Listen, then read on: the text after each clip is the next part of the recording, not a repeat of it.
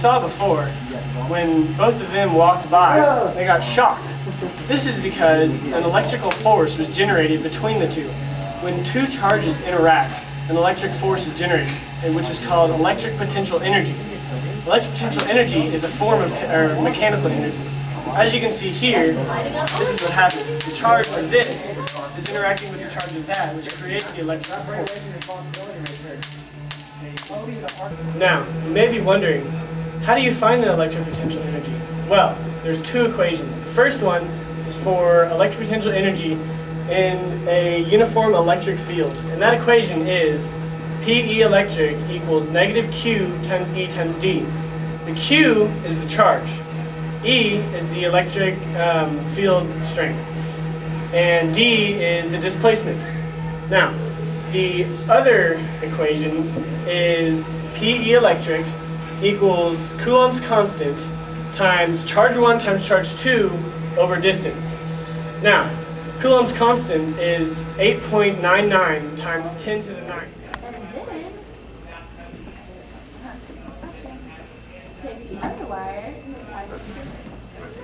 Now this here is a Van de Graaff generator. This instrument causes a buildup of static electricity on the inside. Now this instrument is used as an experiment and an example to show how static electricity works. You might be wondering why I have this rod in my hand with the ball connected to the sphere. Well, this is in order for me not to be shocked right now. This is taking the current and grounding it to the floor. Now, if I take this off, it will shock me. Now you might also be wondering how a buildup of static electricity forms in this sphere. Well, I can tell you. In the middle, we have the belt. Now this belt rubs up against these metal prongs on the inside. This is conduction. Now this conduction allows the buildup of static electricity to form on the inside. Now when there's enough, when something is close enough to it, it will expel, thus shocking me. Now, we'll show you a little bit of an example of this. Ms. Cohen isn't here today, so we've taken off the regulator and we'll show its full potential. Now let's see. Watch.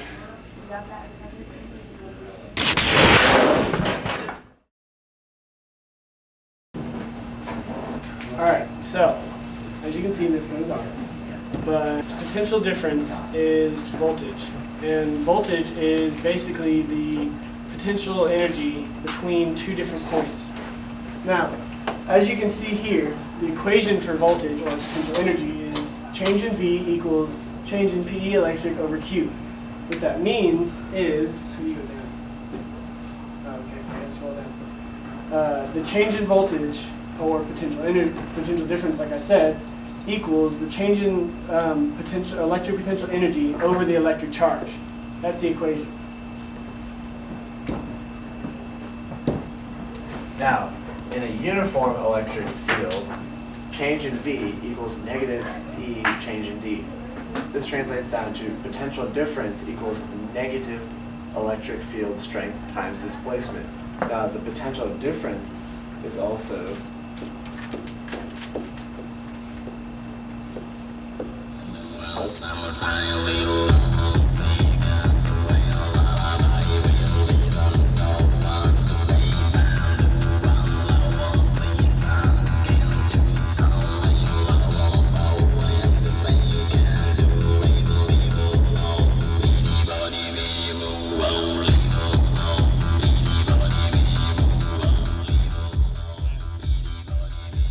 Alright, now, a capacitor stores energy, hence the name capacitance. Capacitance is the ability to store energy. Inside this amp right here, there's a capacitor that stores the energy and feeds it to these subs and these speakers that are connected to it. Now, how do you find capacitance? Well, the first equation is right here. C equals Q over the change in V, which means capacitance equals the magnitude of the charge on each plate divided by voltage.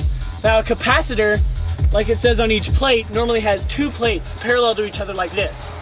And they separate the charges to where there's an uneven number. So let's say there would be 6 positive charges on this side and 3 negative charges on this side, or the opposite, 6 negative and 3 positive, which would give it a negative number, which would mean it has more capacity, or it has more energy stored. Now, the second equation, which is, yes, this is the second equation. Now, this equation is for two parallel plates in a vacuum, meaning it doesn't mean that there's no space between them by vacuum. What it means is there's nothing between them. There might be space, but that's it, just like in outer space. There's nothing there, but there's still space. Now, the equation is C equals epsilon sub 0 A over D. Now, C is capacitance, E is epsilon, and when it's sub 0, that means it's a constant. And that constant is 8.55 times 10 to the negative 12th. A is the area of one of the plates, and D is the distance between the plates. Now, there's a third equation. Next paper. This third equation shows you how much potential electric potential energy there is inside the capacitor once it's charged. That equation is PE electric equals 1/2 times Q times the change in V. This is electric potential energy equals 1/2 times the charge times the change in voltage. Now, it's actually the final potential difference, which potential difference is voltage. Now, what are capacitors used in, you might ask? Well, sometimes they're used in coupling between an audio system, like it stores up energy to give to the system. Sometimes it's used in a car like this, as you can see.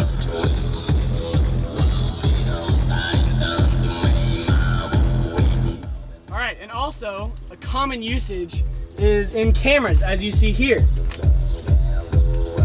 There, see? It charged up energy and held it there. It stored it so that it could use it for the flash.